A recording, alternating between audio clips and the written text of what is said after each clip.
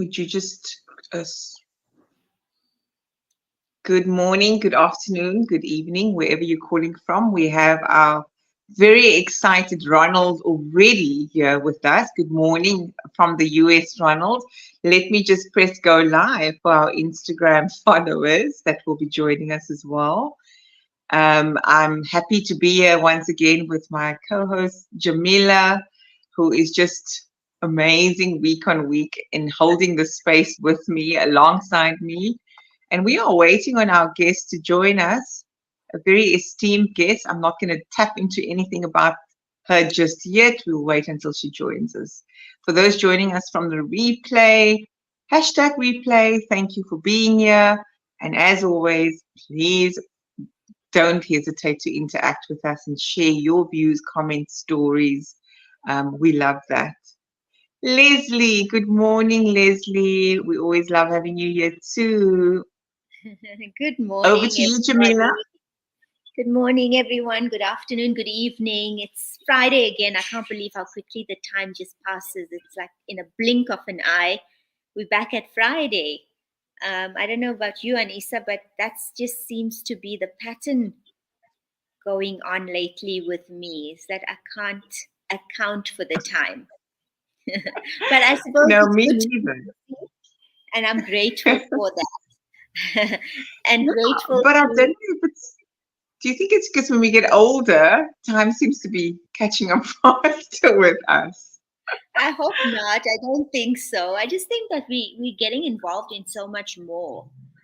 Well, at least I'm finding Yes. that, there's so much more to do. Yeah. And I'm loving this space actually because it's everything that I'm encountering at the moment is spaces that I want to be in, as opposed Yeah. to having to be in that specific. I just Yeah. heard from Rita. She says keeps on rejecting one more try. One more try. Okay, so we're gonna endeavor to see if we can assist. Um, I think Jamila, Do you if think she's that struggling, from LinkedIn it would? no. So then we can't have a two-way dialogue with her. So it's got to be um, via the StreamYard link. And I suppose sometimes people struggle when they select the YouTube because they give you two options: go in via Facebook or go in via YouTube. And Leslie and I, when we had our session with Leslie, we had that same dilemma. So let's just check with her where she's trying to go in via. And Leslie, I've got grit, grace, and gratitude today, and also attitude. Bring it on, darling. We love that about you. Well, I see she's here. Is she here? Yes, yes, Okay, yes, yes. wonderful. Hello, everyone. Wonderful. For Craig, thank you. Hello. Thank you. So while she's catching a breath, I'll acknowledge those that are here from Instagram. Thank you, Craig, for joining us. It's lovely to have you here.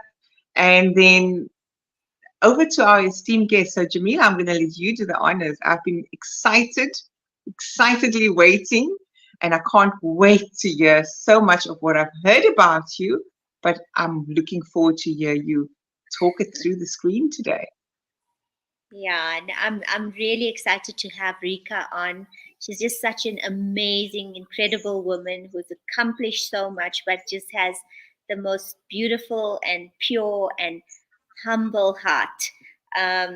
So, just a quick, short introduction. Dr. Rika Falyun is a seasoned human resource executive and coach that specializes in organizational development and change and large scale cultural integration. Over the last 2 decades, she has been involved in various successful merger and acquisitions, dealing with leadership, placement, team optimization, and culture optimization. And today she's going to be speaking to us, I think, a little bit about spiral dynamics. So, without saying too much more, I think I'll leave it in her capable hands. So, welcome, Rika. We're so excited to spend this hour with you. Thank you so very much for the time. and the honor to be with you. And I must say that I just want to echo the sentiment back to you. Yamila, it's just marvelous to the dealings that we have together, and your humanity also is impressive to me. It's an honor being here today and to speak about something that's very close to my heart. So, if possible, it will be lovely to also invite questions and participation somewhere during the process. But I guess if I can start a little with background and just on the topic and a little bit in terms of the contextual understanding that is important to have a conversation of this nature. It can be a good starting point, a departure point. So, a little bit about me and my own mistakes that I made in corporate life, in multicultural settings when I was younger, but also a little bit more arrogant. In thinking that I understand everything well and I have solutions for systems that I didn't truly understand, that led me to spiral was, and the one case, and maybe there's two cases. The one case that I would like to share was just after I got my doctorate in inclusion, and I was inclusivity. I was so sure that I'm on the top of theoretical understanding of multiculturalism. I was the junior person, a junior researcher in an international research team, and we end up in Mali, which I did not realize then as the third poorest country in the world, um, largely Muslim, mostly Muslim, communists, Bambara speaking people, which is an oral language with French influences. A very traditional country, third poorest in the world. We found with the very solid international research that's well published internationally, that the group of people didn't trust their leaders, their management. So that was the hypothesis, and I had to go in to help to create trust in that system. However, day one, no one will speak with me, but day two, they speak about the topics of day one. And day three, they speak about the topics of day two. And I used all my facilitation tricks to get voices to participate, but it was not possible. They shifted the day out. So I had to understand what is happening here. And soon I realized that they were so collectivist that at the end of the day, a tea circle is formed to decide what is the collective opinion, only to follow that the next day. So I thought, oh, this is easy. I will just go and I will join a tea circle, which I couldn't because I was female. So I had to work in the rhythm of that structure. And about 3 weeks in, I got people started to know me well, and I got a nickname which was called Jeneba Traore. That's still with me if I go there, but it makes me a princess from the stars, which means if I give a person a compliment, like I like your glasses or your watch, my social class or stature will give me the right to take it, and you must give it to me.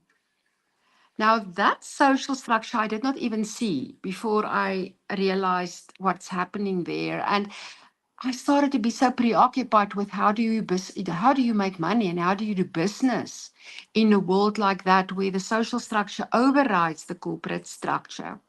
Well, long story short, at the end, I realized trust is not the issue.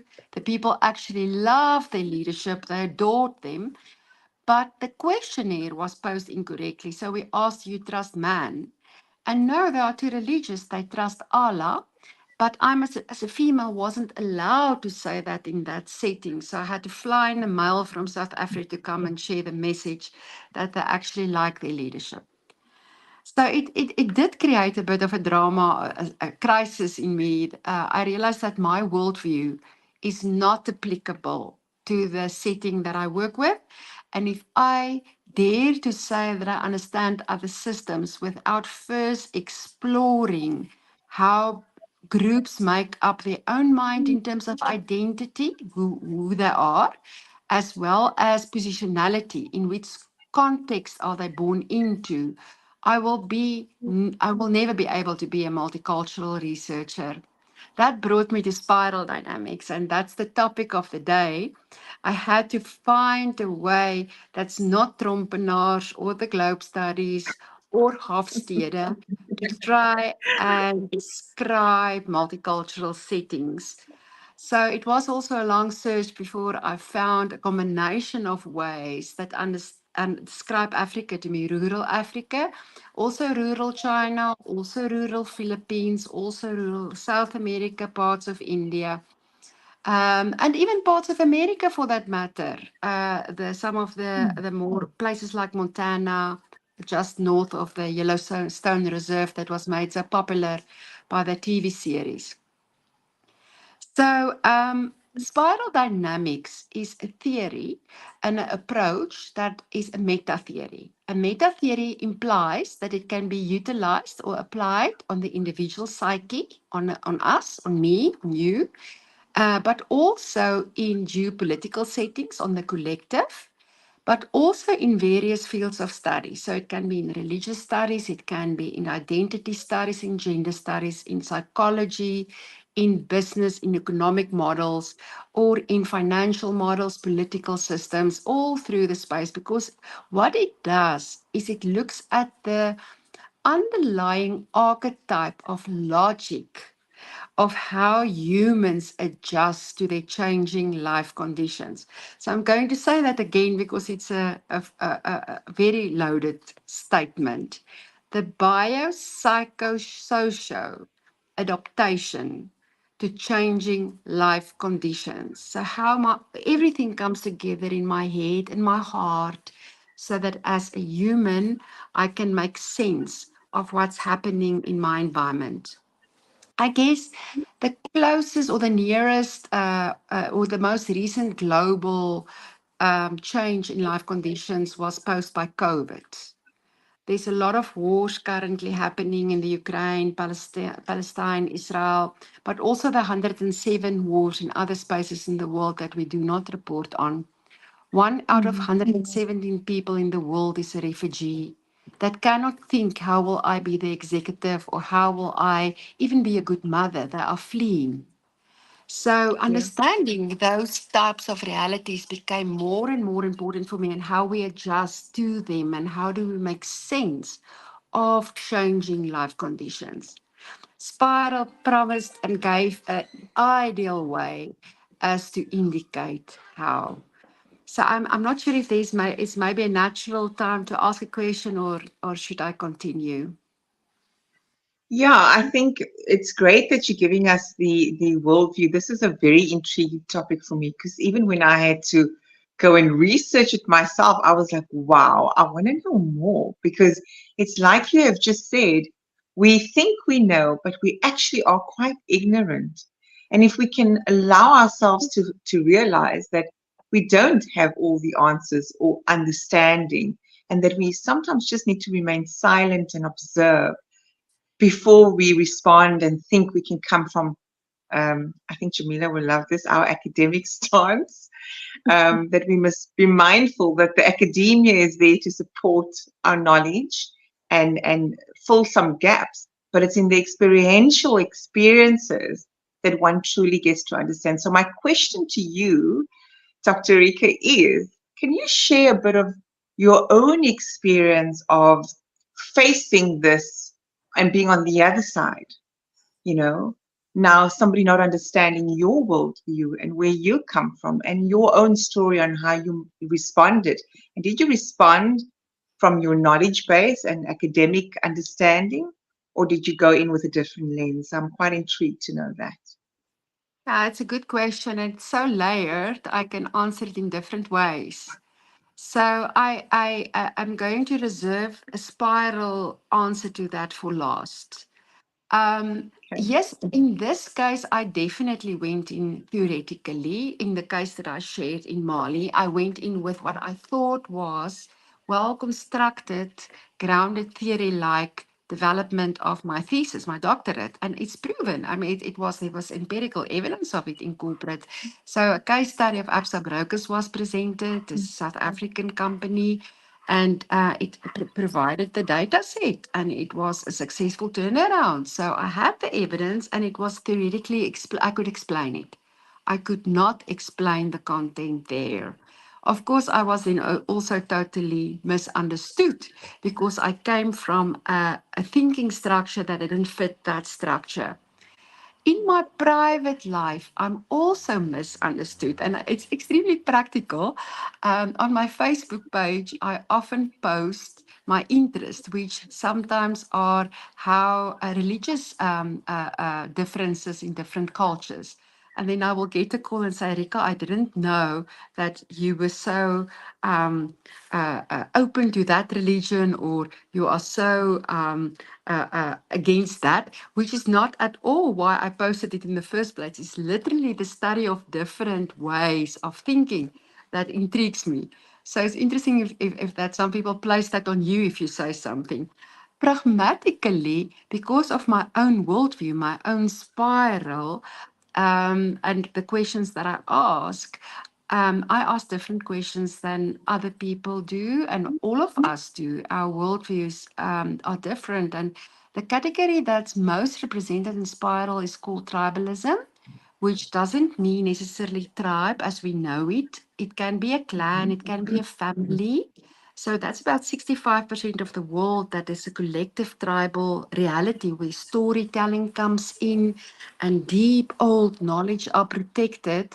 My thinking did not bring that before I learned that.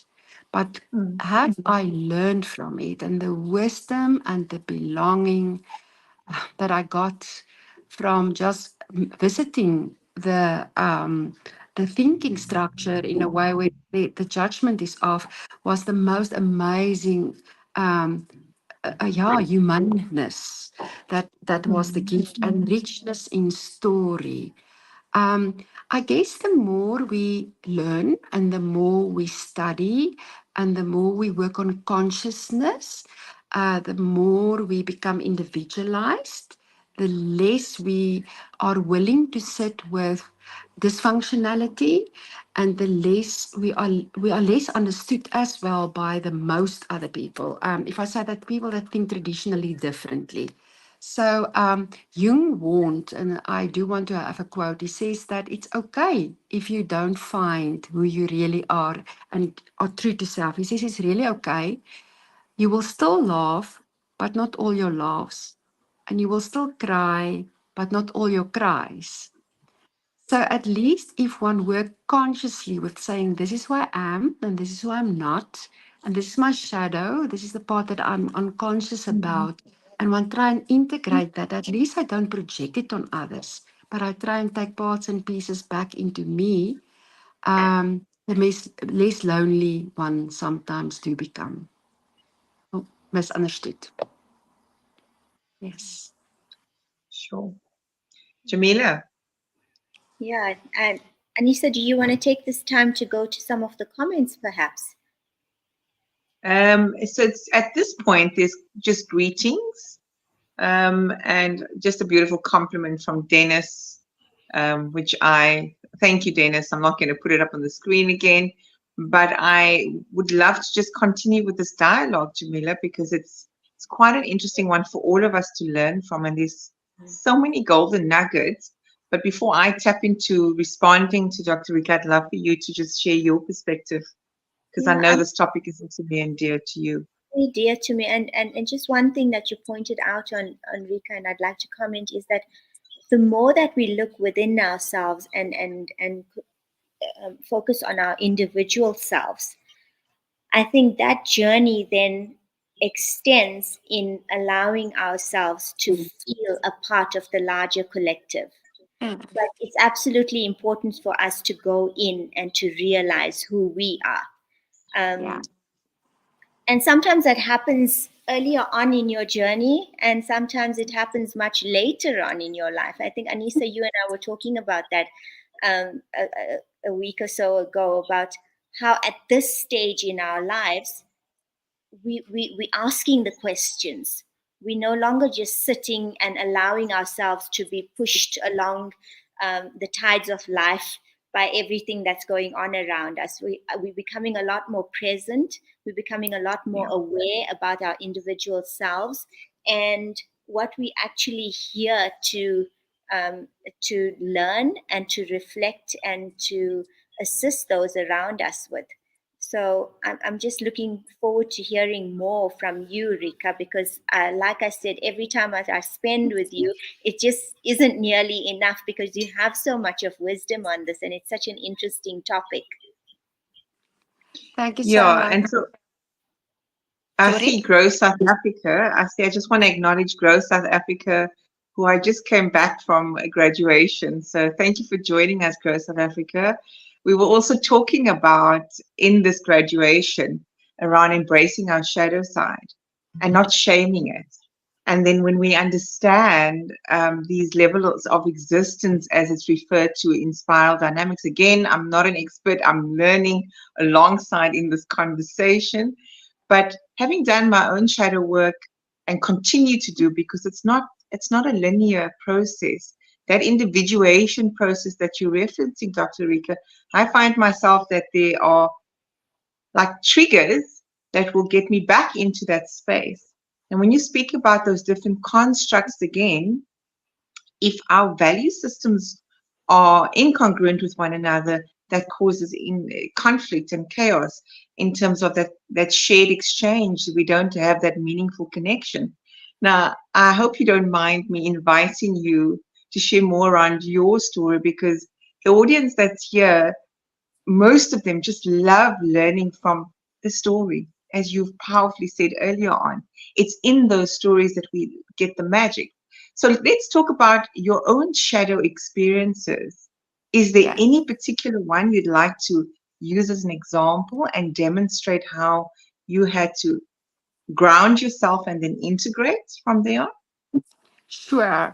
So my first career was as a banker, and I enjoyed it. I thought I was definitely a young mom, a single mother, but definitely a career woman and definitely a banker.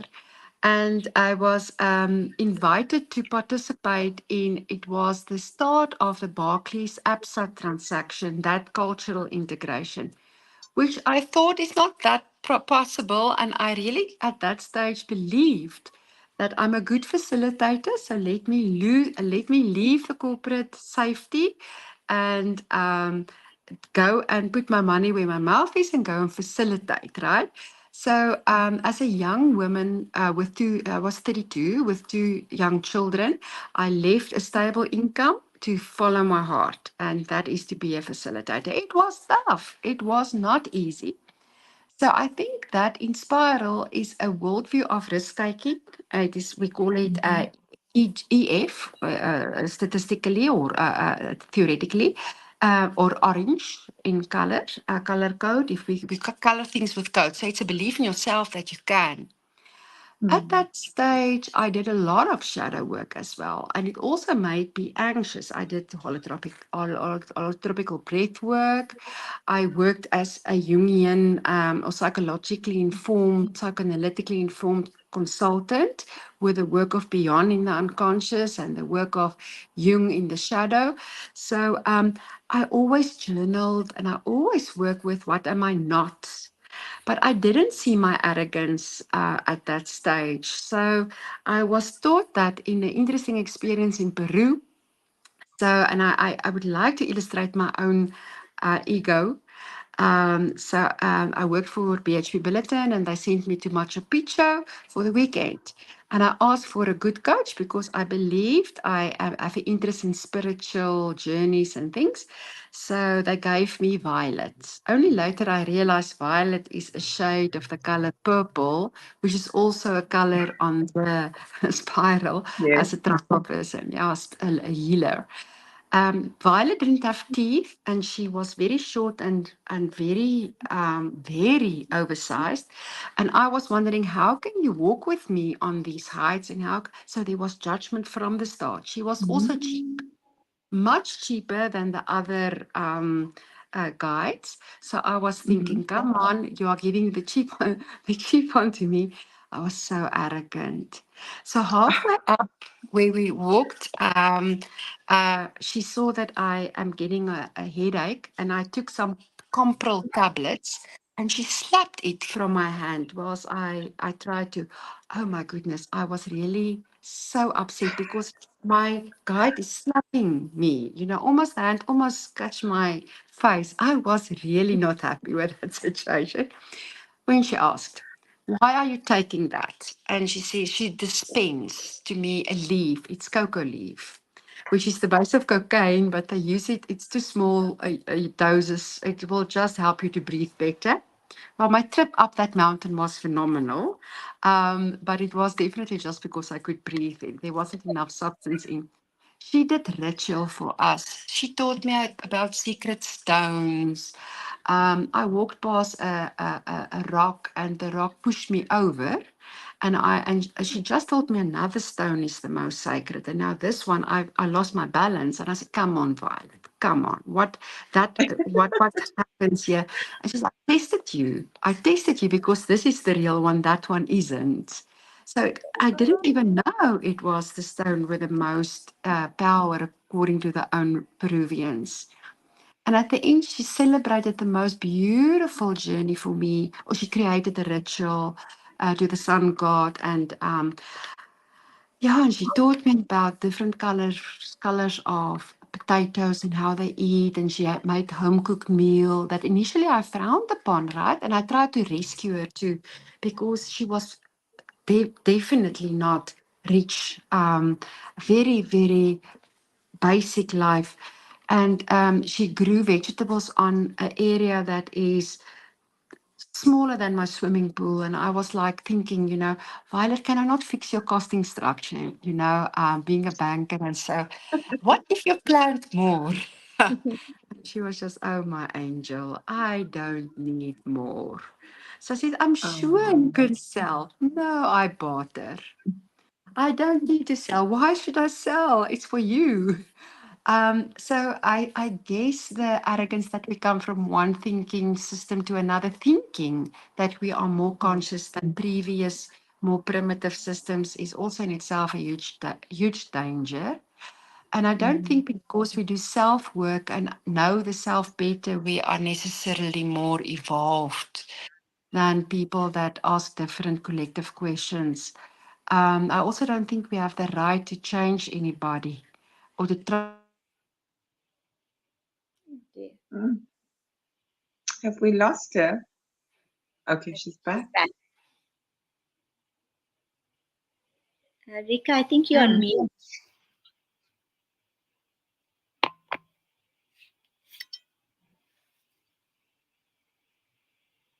Rika. Okay, you're back, but you're still not, we can't hear you.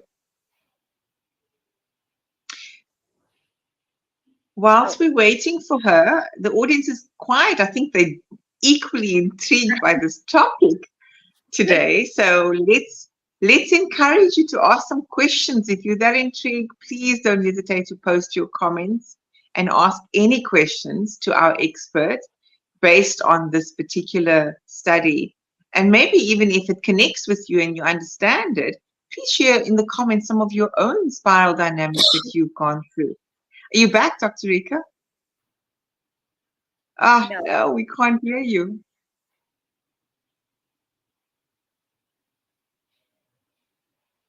Okay, so she's going to come back. But, I think what I love about this topic is it is ultimately how do we leverage spiral dynamics to learn how to coexist and live harmoniously amongst one another. And I think she tapped into it saying things around the judgment of others and our ego, Jamila. Correct.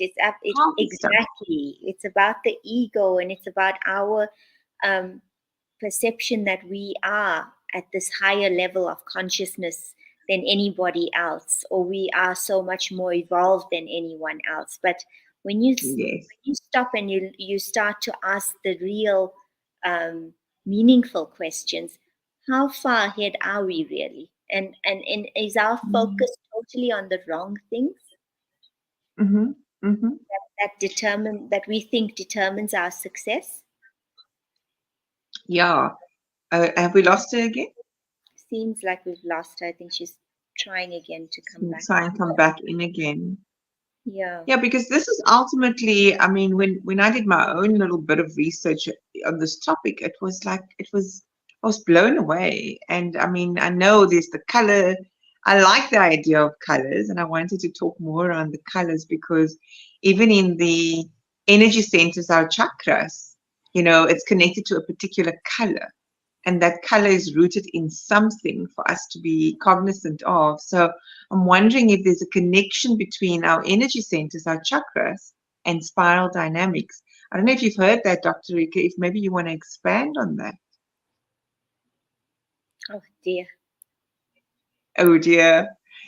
Yeah, Jamila, share I with us agree. your views. I agree with you on that, and also the connection with the Hawkins scale of consciousness as well, because that also shows you different various levels of colors as we move up along the scale. So, what's amazing for me is the whole interconnectedness of everything that we experience.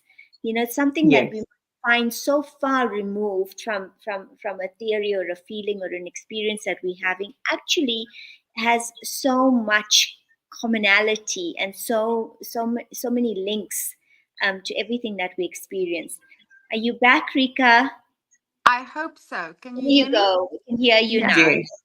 I heard the question around colors and then it disappeared. But if I can continue there, will that be helpful? Yes. Yeah, we wanted to understand if there's a connection between our chakras, our energy centers in our bodies, and the spiral dynamic colors. And if you can connect us to that and what it all means. Yes, of course. There's no connection. Okay. Although some people that work with the chakras will say they indeed can find Yes. connections. So, how Don Beck arrived to the color code was in the science, academia, we work with a biopsychosystem and So let's just get right to it. sorry, it's adjustment to a changing life condition, right? So we started in the beginning of the alphabet. So the our biopsychosocial adaptation is called A, B, C, D, E, F, G, H. And then we started in the middle of the alphabet. It's open-ended with what is the challenges of the life conditions, the problems to be solved with this logic. We started NOPQ. So in our language, we will say the example that I would have spoken about, it's EF, and I had to solve an AN problem, and it was a BO problem. Violet was BO, which is purple. That is really gibberish. It sounds academic, and it sounds like blood types, AB, O positive, and we have no clue what it means. So whilst working with this in South Africa, two of our previous presidents, and I'm not allowed to say whom, have been in an argument around 1988-ish, and it was just after or about freeing Madiba, and it was about whether the ANC will be unbanned and whether international press will be re-allowed in South Africa. And Don became very agitated here. He was a geopolitical psychologist working with this theory. So he said that the two said exactly the same thing, but they couldn't hear each other because of the content, not the thinking. They polarized because of nationality, not because of, and he says, okay, let me give you color. As you want color, you will now have color. And he said South Africa is preoccupied with that, therefore you get color. So what he did is he gave the individual systems just on the color wheel, bright colors. So beige, red, orange, yellow is individual systems. Ask I questions. And he gave the collective systems lower frequency colors, which is purple, blue, green, turquoise, the more a lower frequency, just in the sequence of the. So both of them were speaking blue, but they couldn't hear each other because of their political differences in ideologies. But when they heard that they were actually asking for the same thing, they could work together. And later, Desmond Tutu saw a situation which he didn't see before, and I don't necessarily want to go into that, but he says this must then be all the colors in South Africa, and then truly we are a rainbow nation. So it was also the born of our rainbow nation. Some of it is published in the book The Crucible, some of it in the first book on spiral dynamics, and some of the a book that I authored, Spiral Dynamics in Action, is co-authored it with Don and a few others.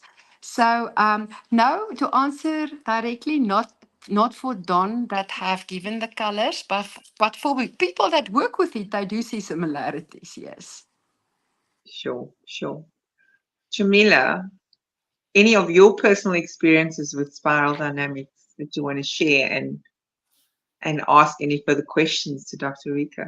Yeah, I think for me, it's about the understanding, right? Um, and finding the commonality between people. And Yes. we become so focused on our differences that we don't realize or we take for granted um, how easily or how much easier it could be to understand if we just took the time to listen. And I think that's why I just absolutely loved Rika to be involved in today's as a guest, Anissa, because she's such a fantastic storyteller, and her experiences by going out and meeting different cultures and different types of people across the globe, that has given her such a pure and true understanding of how similar we can be and how similar we are in our paths to achieving that higher levels of consciousness. And I found this in my journey, from coming as a child, and then in my marriage, and um, post marriage divorce, and to where I am now, about how I have changed my opinions and have let go of a lot of judgments that I used to hold about people that I had interacted with in my life. But by going back into within myself and really truly asking myself the difficult questions and being brutally honest with me about my shadow self, about all of the negative aspects that you don't really want to acknowledge or speak about, but by doing that, it has allowed me to better understand those around me, and thereby made life a lot easier to navigate.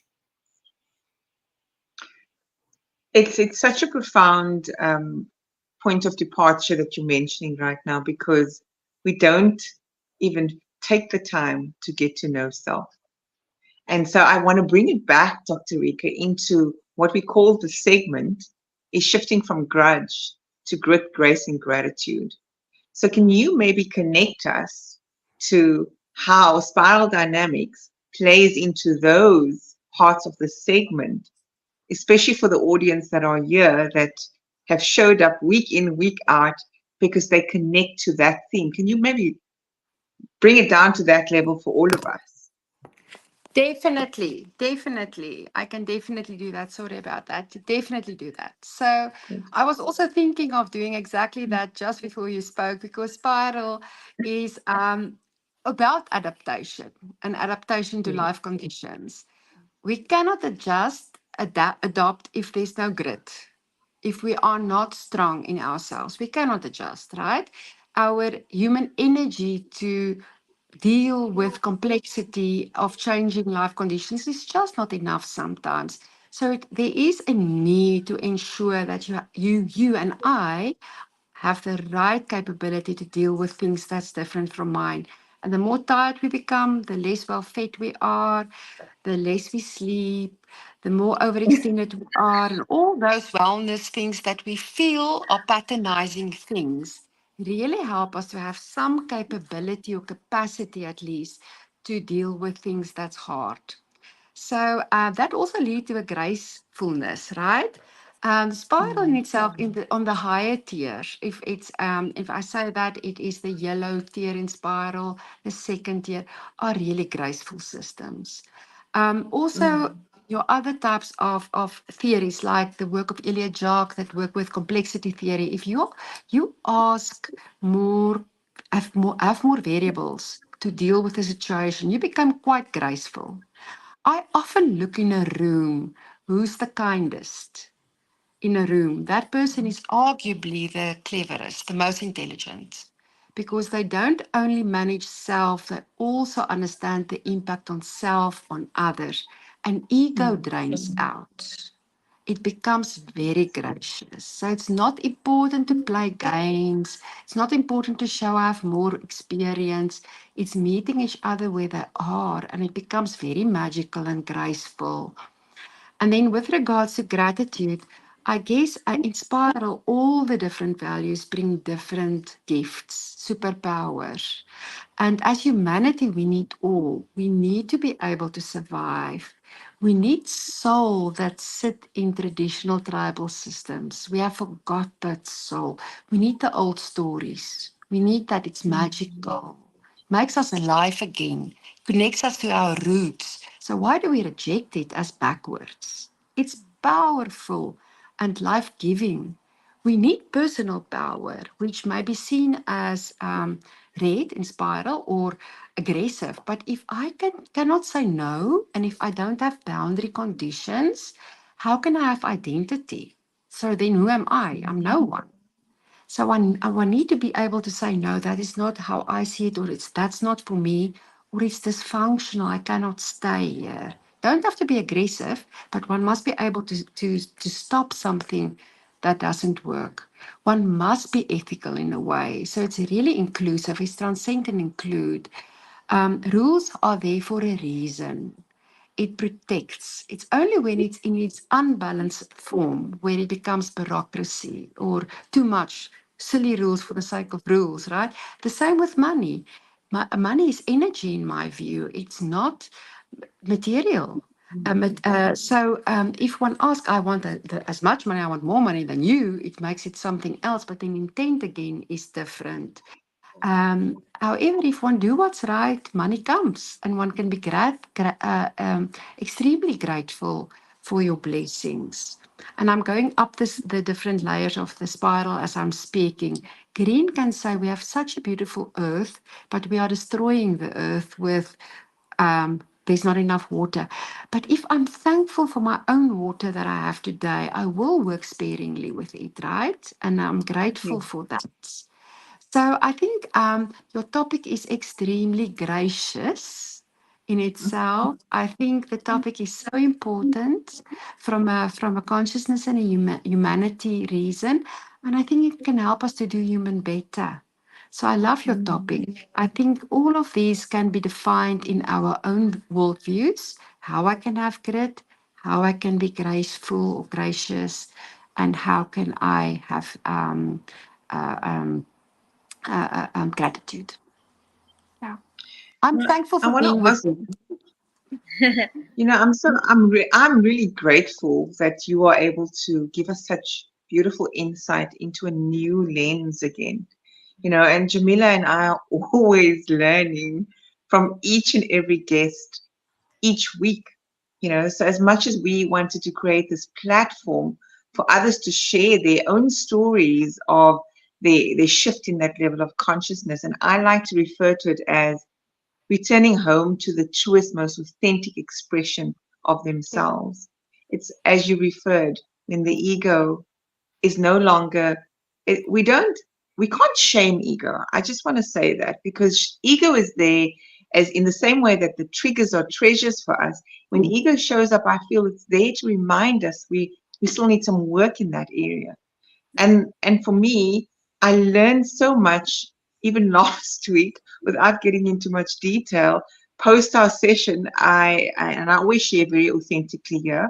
So I always ask for feedback, and I got feedback that I sat back in my chair and I was like, whoa, what is this person mirroring to me? And I didn't take well to the feedback, and it was like, but how, this is not who I am. That's not what I intended to come across. But I'm just sharing it here publicly today because what you shared today is that disjointedness of last week was the person perceived me coming across too academic. And yet I Mm, was merely paraphrasing based on my understanding of what she was sharing. And the reality is that I had to mirror back and say, I said to Jamila, maybe it's good that this happened because we don't realize, even in the language that we use, Mm. we can actually trigger somebody. So I wanted you to talk to me about that so that I can take some more learnings from last week's experience. And for Yeah. others that are here, I just want to acknowledge Dr. Maria from the UK. Thank you for joining us. She's also always here with us. And maybe while I've got her, she is using music and how music plays a role in personal development and transformation. Maybe you can bring in that angle too. I'm just getting a bit ahead of myself here and excited about this topic. So please do share with us. Thank you very much. And welcome to the other new guests on the program.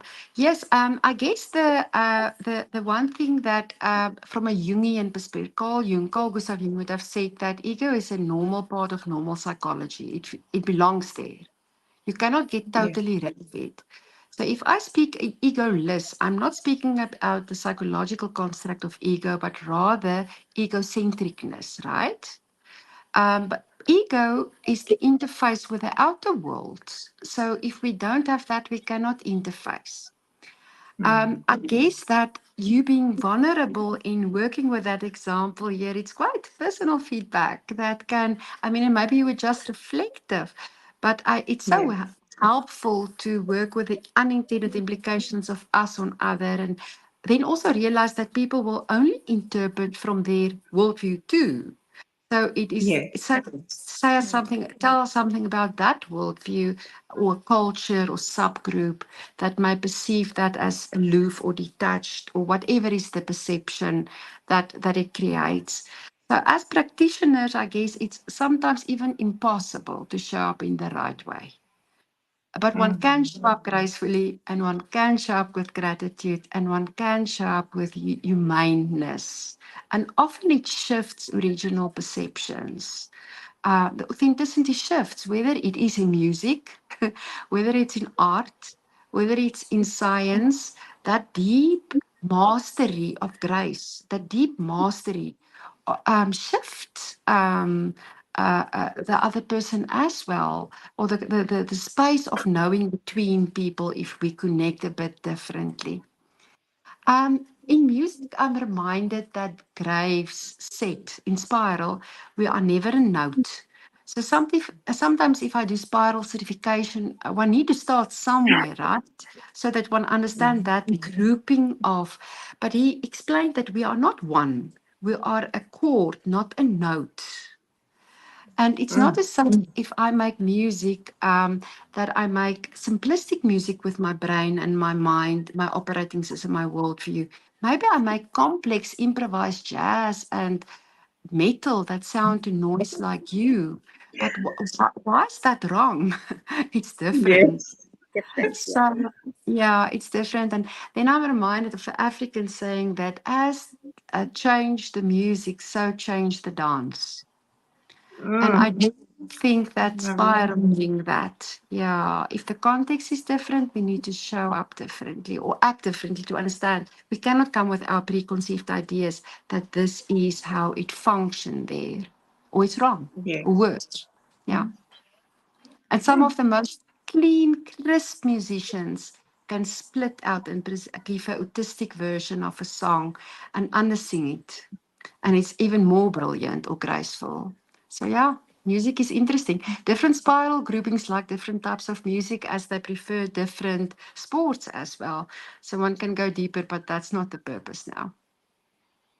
I love it. I'm going to try and say Dr. Maria must connect with you and see if you can collab together.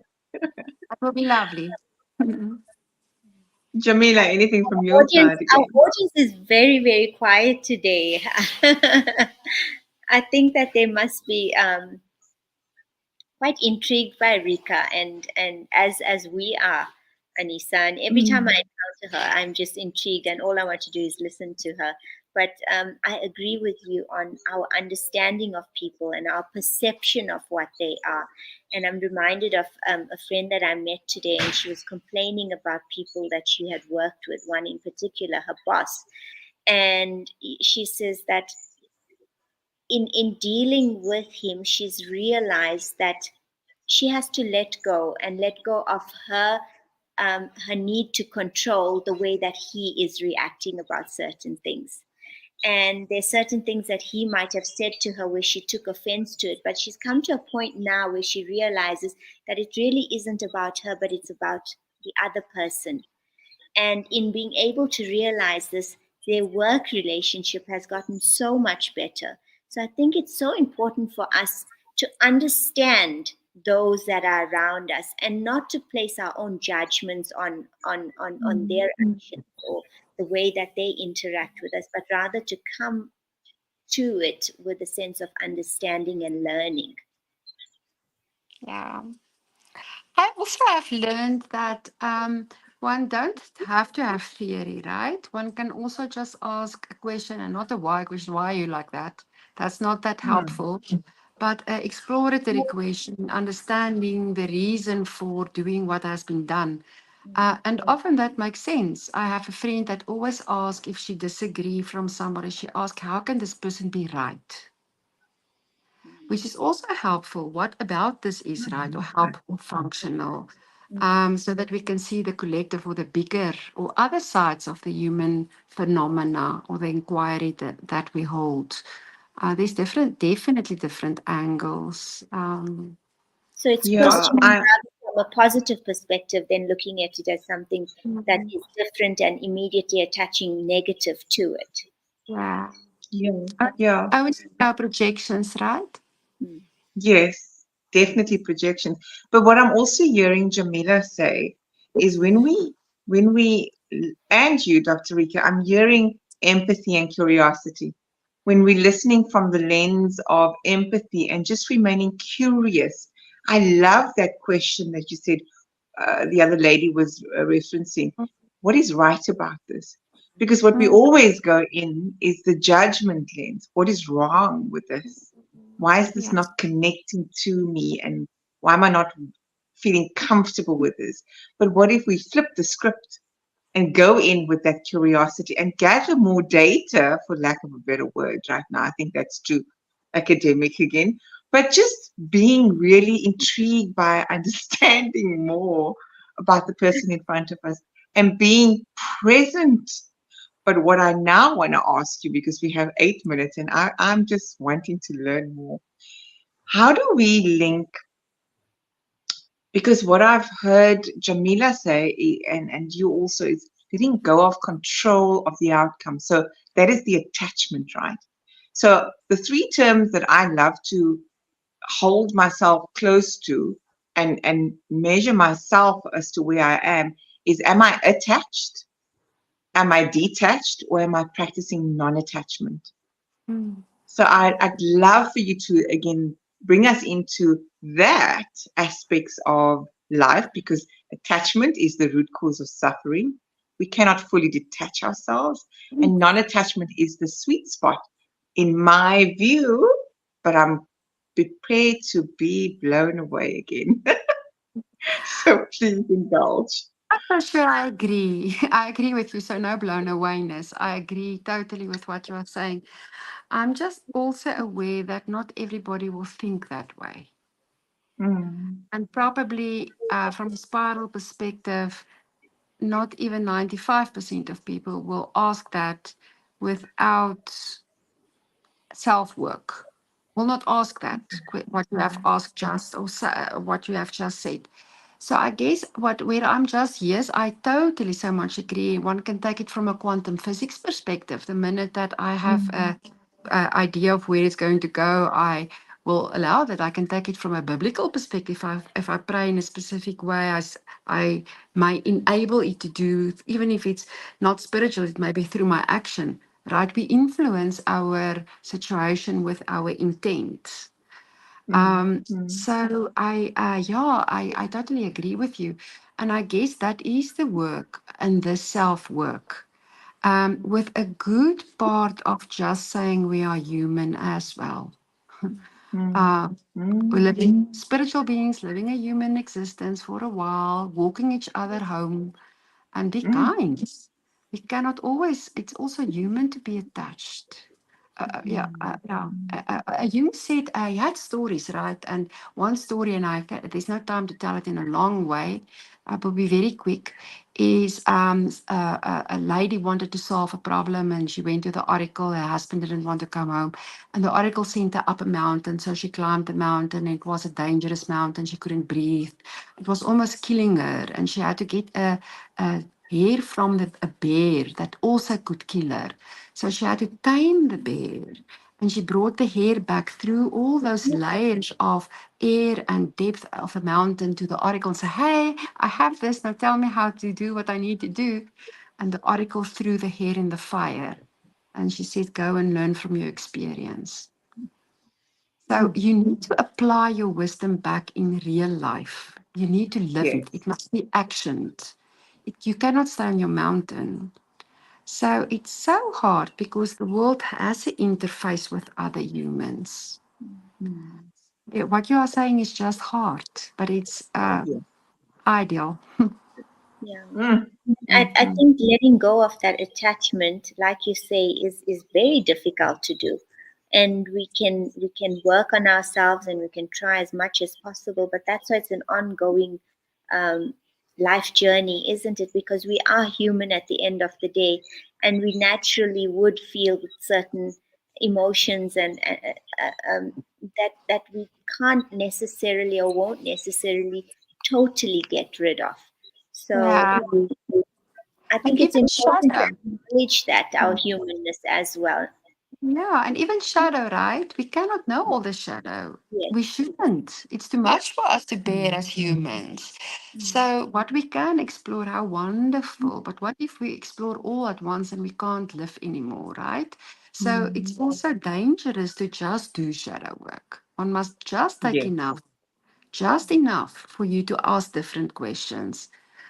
Yeah, be more conscious, more integrated. Jamila, so there's one final question because we have like only 4 minutes, and I'm so sad that it's only 4 minutes now. But there's one question that I love to end off with is an integration question that Jamila so beautifully put together for us. And I love this question. How do you see the interplay between grit, grace, and gratitude in achieving personal growth and success? My goodness, that's a loaded question. It's a beautiful question, though. The interplay between the grit, grace, and Grit, gratitude. grace, and gratitude in achieving this personal transformation and success. Yeah, I don't see another way. So my mind cannot jump to another way. If there's not the work, the continuous work, if there's not the humility of grace, if there's Mm, not the acceptance that come with that personal challenges and personal efforts, the grit, which is grace. If you're not graceful with self, and if you're not thankful and have real gratitude towards self and others, I'm not sure if you can be graceful.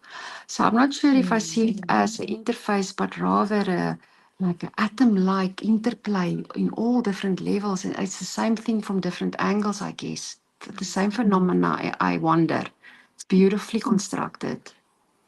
It's not that easy though. Not that easy, and I think that you have to have all those aspects together to be able to achieve some measure of personal growth and success in your life. And we've seen it happen, Anissa, with your experience, with my experience, with people that around who are around us, is that if we don't put in that effort and the hard work and dig our heels in, nothing will come of it.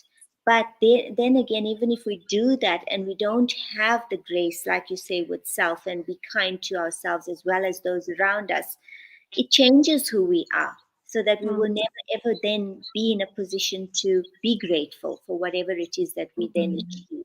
So it's an even balance and coming together of each aspect that brings Yes, satisfaction and that appreciation. yes.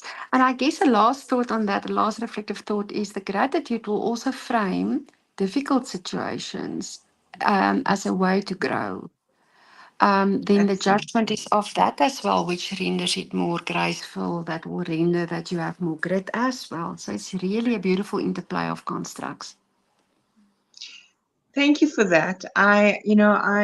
It's, by the way, this construct was actually came about just in my own work, where I realized when I had to review my year, I knew that I was sitting in a place of grudge and victimhood and like the world owes me something, right?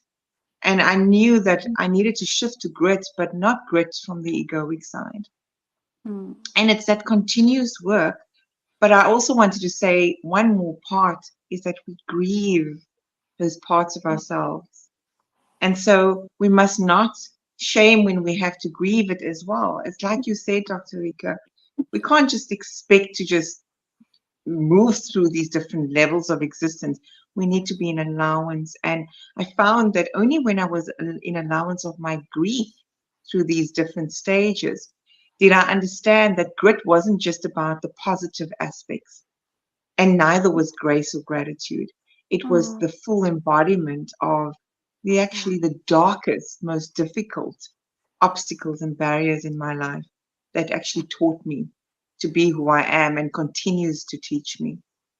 So Yes. thank you for bringing such rich insight and enriching us all here today with your wisdom, with your humbleness and your humility and your beautiful storytelling. I just want to thank you. And for the audience that's here, we appreciate that you were mesmerized by this conversation that we didn't hear much today about you, but there's still time to go after the fact. Please put in your comments. So I'm going to say goodbye from my end, and I'm going to allow the guests to say goodbye, and then for Jamila, my co-host, too. And just to say thank you so much, Rika, for your time and for sharing this time with us. And as Anissa said, just it's been an amazing hour to hear all of your insights and your experiences and your beautiful storytelling.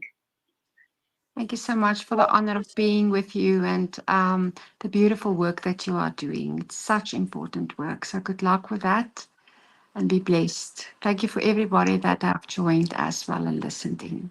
Thank you. And Thank as you. always, Dr. Rika, we always ask you to stay on just for a little bit for that feedback Sure. session post this because we are always open to feedback, even though Get at times we are shocked by it.